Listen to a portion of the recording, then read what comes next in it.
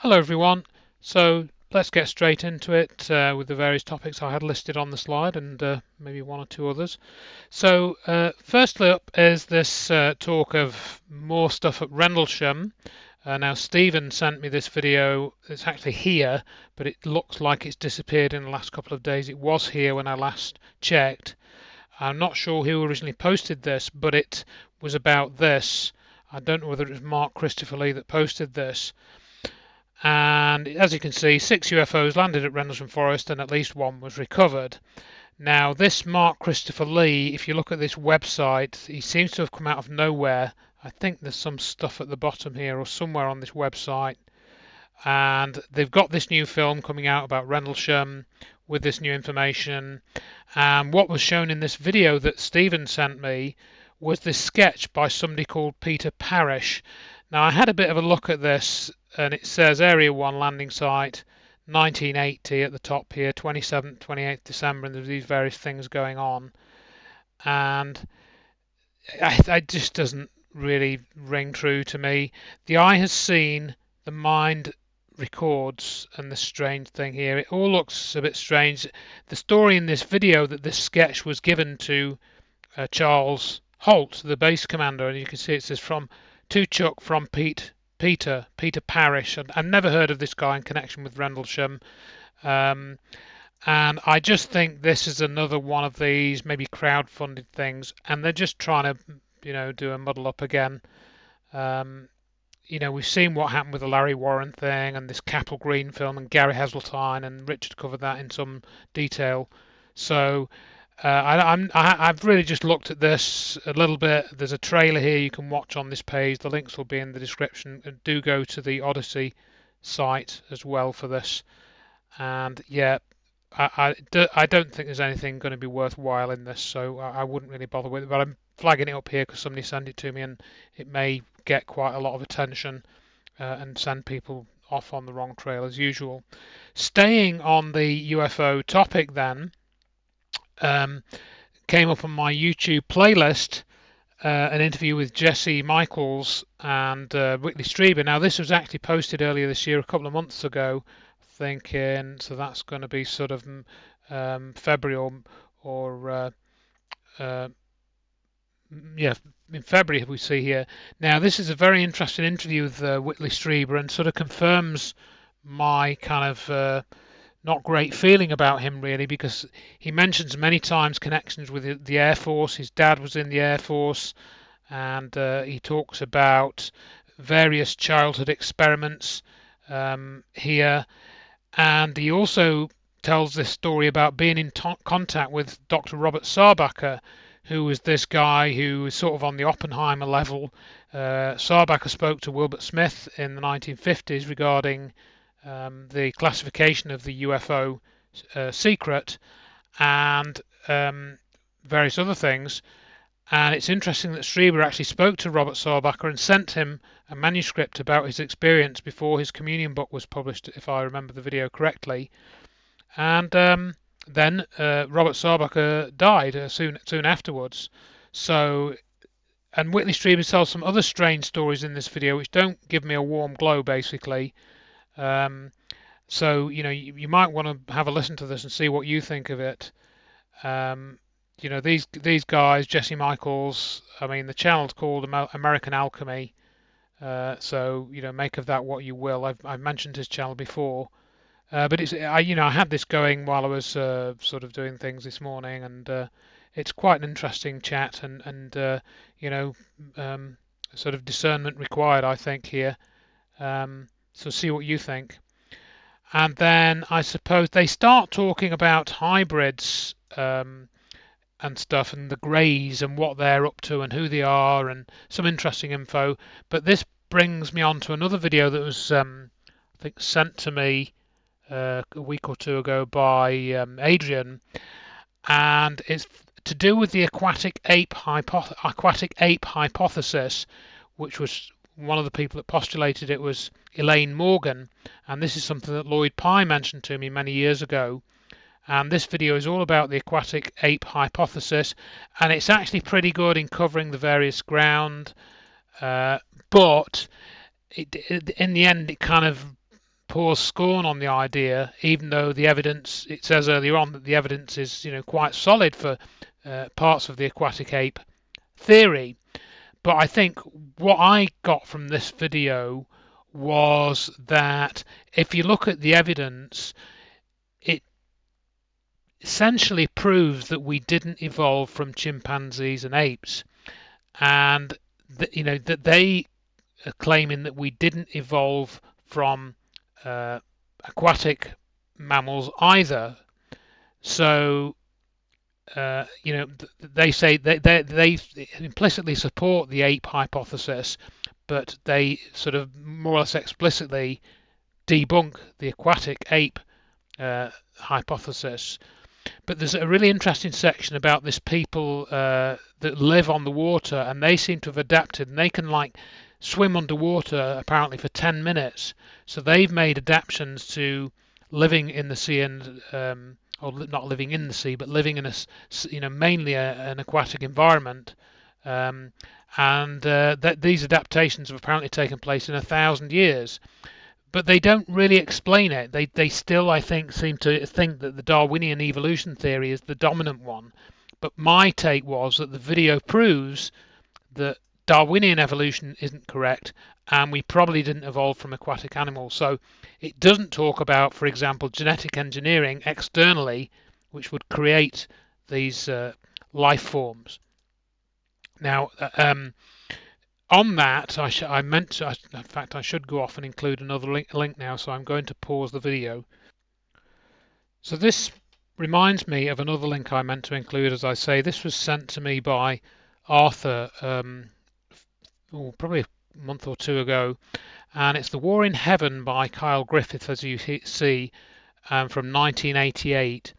And this is a very interesting PDF that I had going through on my ebook reader, and it's a little bit repetitive in places, and the author keeps talking about spiritual breakthroughs and stuff, and in essence he has connected with spirit guides of some kind, but they explicitly say that some of the souls that he's speaking to were lived lives on other planets, so they sort of said they were extraterrestrials and stuff. And some of it covers material that I've read before, but this is sort of has a new slant on it in terms of it talks about the theocrats and the invisible college are in the battle for sort of keeping humanity on the straight and narrow, and the theocrats want to control them and take them over and sort of control their souls, and the invisible college want everyone to be free. They're taking care of humanity. And then within that discussion, I'll see if I can find it again now, the question of evolution does come up, which brings back to what I was going on about a minute ago with the aquatic ape. And Kyle is in dialogue with the spirit guides, and he says, here's a question I asked before but I didn't get answered. I'll try to ask it again because it pertains directly to the subject of mutants. During the 60s, Timothy Leary often said that LSD helps people unlock cosmic secrets that are encoded in our DNA. And at the time, I found this concept completely incomprehensible, but he's still saying the same thing today. For example, he said in Neurologic just a few years ago that most of the characteristics formerly attributed to the soul now describe the functions of DNA, whose complex messages originate from higher intelligences in other solar systems. The mission of DNA is to evolve nervous systems able to escape from the doomed planet and contact manifestations of the same amino acid seeding that have evolved in other solar systems. What is the relationship between the concept in this quotation, the acid mutants, and the cosmology that you've already given? And the answer comes from these spirit guides. First of all, there was never a physical seeding of amino acids to start organic life. What actually happened was that disembodied spirits went to planets that were ready for life to develop and created the amino acids by telekinetic manipulation of existing organic molecules. They assembled these amino acids into physical DNA using their own astral DNA molecules as templates. and then he goes on from there. But what struck me about this is very similar to what Lloyd Pye had suggested. He talked about this idea of cosmic dumpsters where, these races were going round and depositing life forms on planets when the planets were able to sustain that form of life. So, this is something similar, but told by, the beings are spiritual beings or astral beings doing something similar. But of course, then you would ask, well, what makes these planets evolve the conditions for life and sort of thing. So I think this isn't the whole story, but I think, again, if we take the aquatic ape theory and some of this sort of thinking, then I think we get closer to the way life evolves and develops physically and spiritually around the cosmos. That's my take on it, really. And I think, there is an exchange between perhaps the astral plane and the physical plane, and that's key to the evolution of human consciousness. And again, we get this, connecting up the psychedelic experiences, which seem to reveal some of this sort of truth as well, I would argue. So moving on a little more then, I have been in contact with Richard, and he's been beavering away on various little projects in the background, really, and Richard Hall this is, and he alerted me to this website, which is all about Stan Meyer's research, and he spent a bit of time sort of revisiting this, and it's quite possible that some of this information has been posted since Richard was last working on the water fuel cell that he built.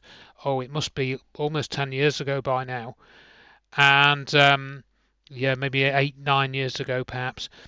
And this website has a lot of information about Stan Meyer's research, and you can have a look at this.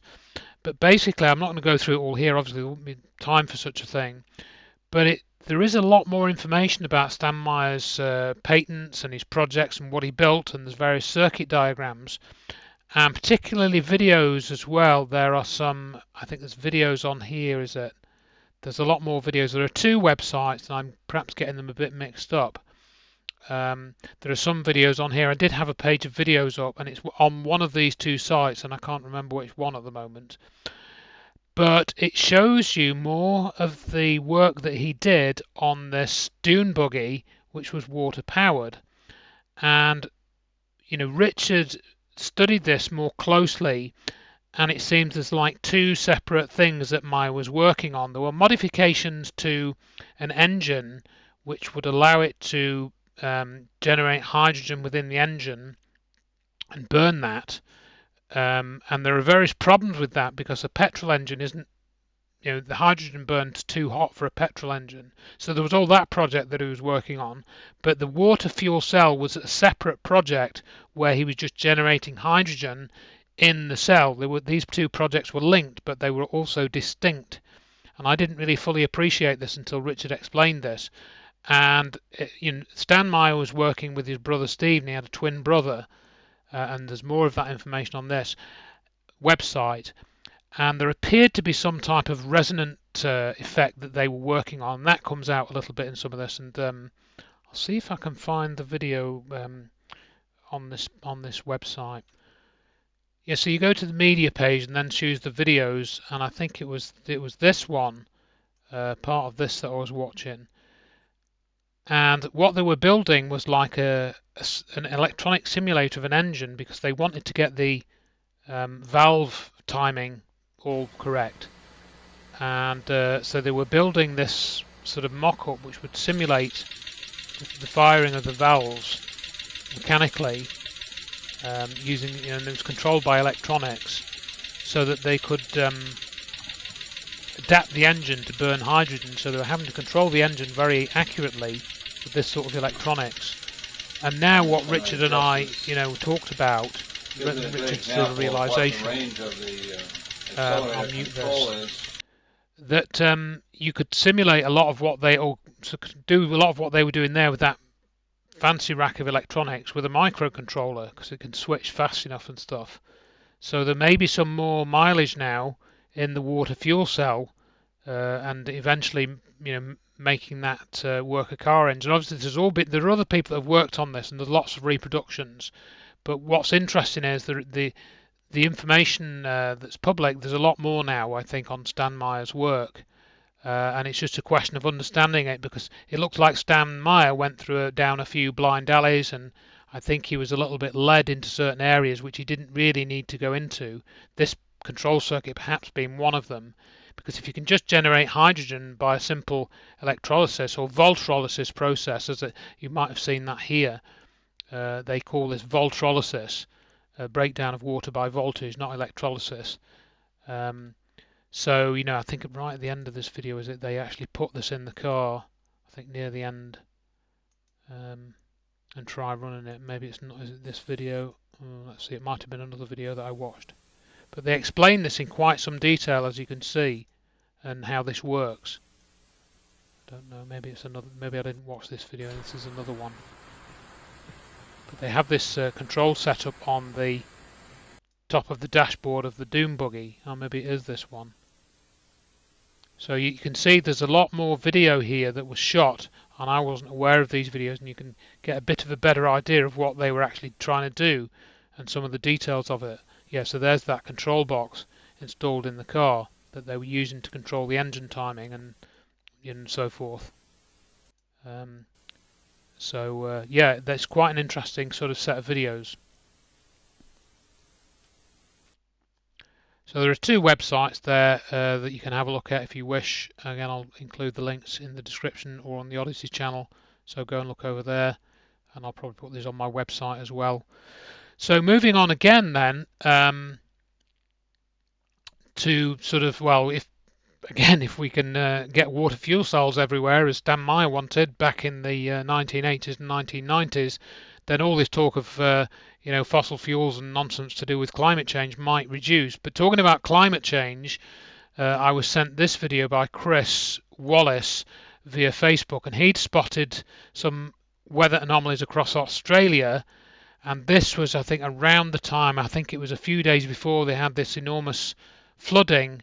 I forget exactly where this was, but they've had some very serious flooding in Australia, and we have to wonder if this experiment was a bit of an experiment here to see that the technology was tuned up to the right level to modify the weather.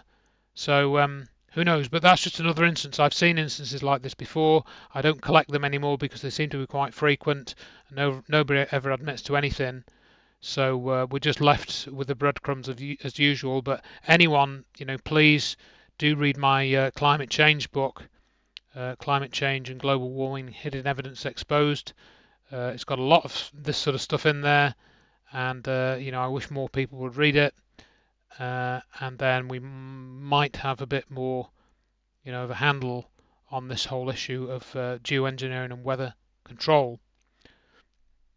So moving on then to Dr. David Hughes, who of course has been a big supporter of Richard. He posted an interesting Substack article about a week ago. Let's see, 18th of April, so it's just under a week ago. And what's interesting about it is he tells the history of the first year since the publication of his book, COVID-19, Psychological Operations and the War for Technocracy, Volume 1. So this implies, of course, of a Volume 2. And David's been a very prolific writer. He's written this 15-page breakdown of the Richard D. Hall's case and found more evidence, that Richard didn't have time to find, and posted all of that.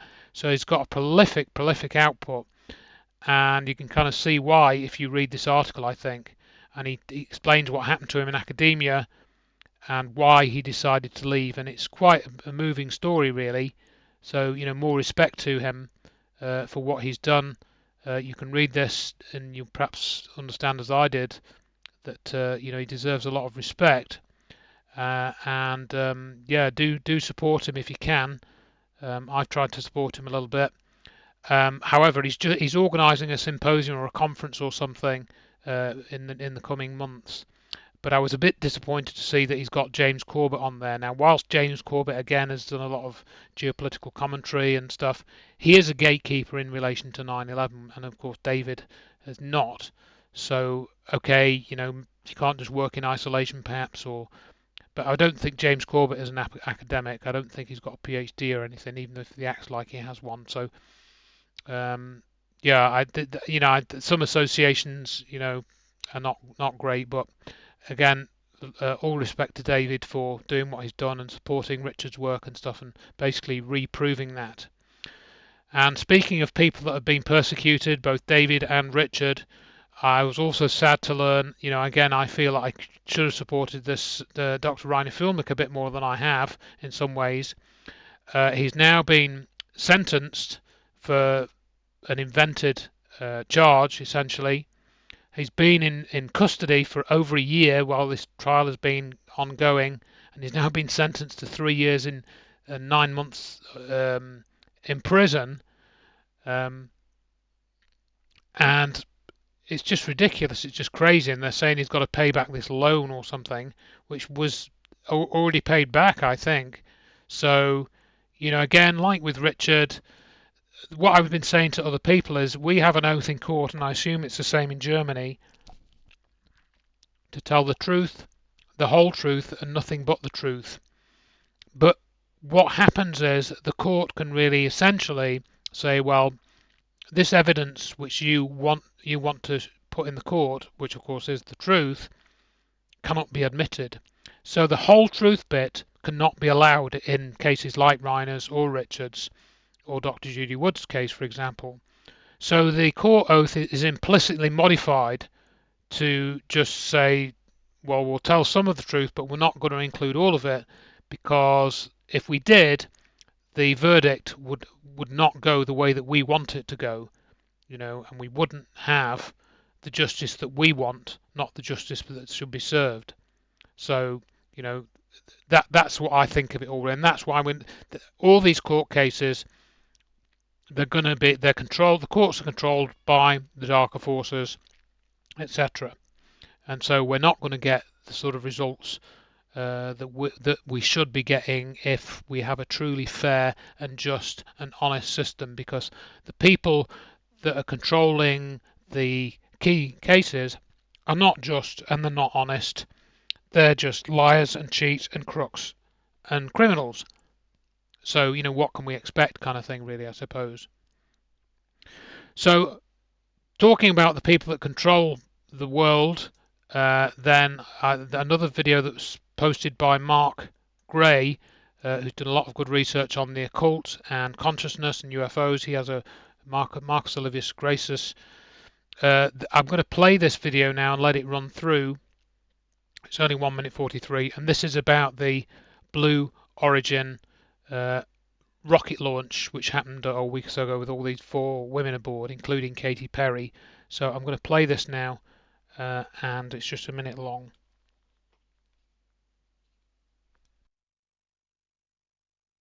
On a tous compris que les images sont des CGI, il n'y a plus de débat là-dessus. Non mais regardez les graphismes.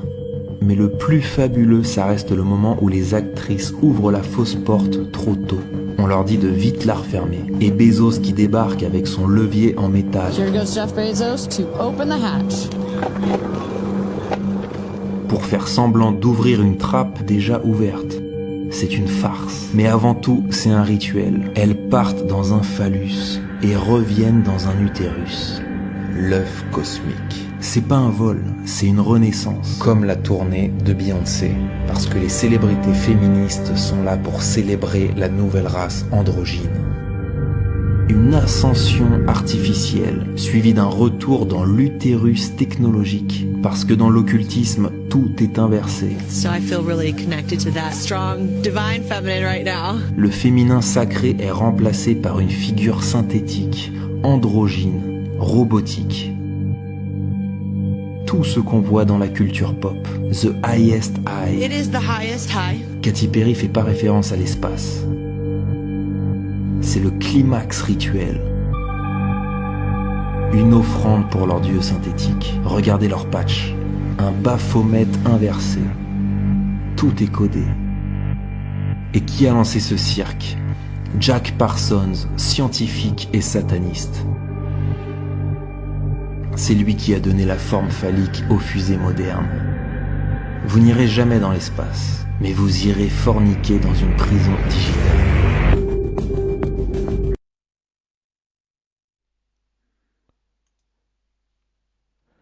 So it's kind of a bit dark and depressing, of course. And of course, Carl James has written in his book Science Fiction and the Hidden Global Agenda about Jack Parsons and many other authors too. But some key points there in that one minute odd video, and yeah, I think look at the women involved and the sort of I think some of them have got artificially inflated lips and so forth. It was a whole very strange episode that, and I think the videos that you see, was it all CGI? I don't think it was all CGI, but it does show that the landing, at least, or parts of the landing, were staged. So it's more just lies basically, and it's sad to see that the sort of space exploration has come to that. People are celebrating this straight up and down of a firework as if it's the greatest thing ever kind of thing. And they were doing this over 60 years ago and doing more. But now it's just come to this. So, and all these women saying, oh, we did the same as Alan Shepard and stuff. No, you didn't. You didn't do that. This was just in a different league. So really, that's all I wanted to cover for the moment. And I can only say again, thank you for watching and for listening and being interested. And I wish you well for the next few weeks. Try and do these videos roughly once a month, I suppose, now. And we'll see what transpires in the rest of this year. Bye for now.